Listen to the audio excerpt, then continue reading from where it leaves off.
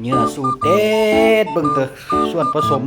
บืดเลยส่วนผสมหลายอย่างหลายแนวรอชมติดตามผลงาน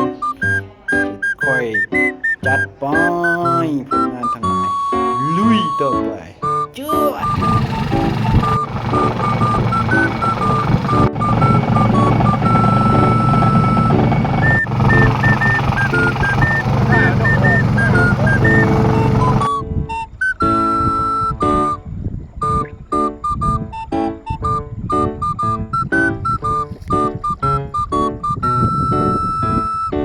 จัดแล้วเจอตัวใหญ่แล้วงัดเข้ามางดตายแล้วเบ็ดจนก้งงัดเห็นเลย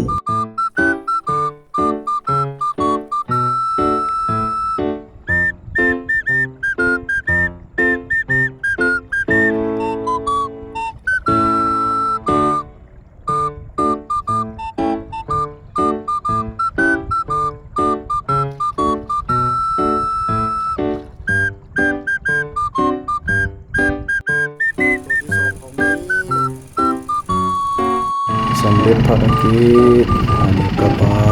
นโอเค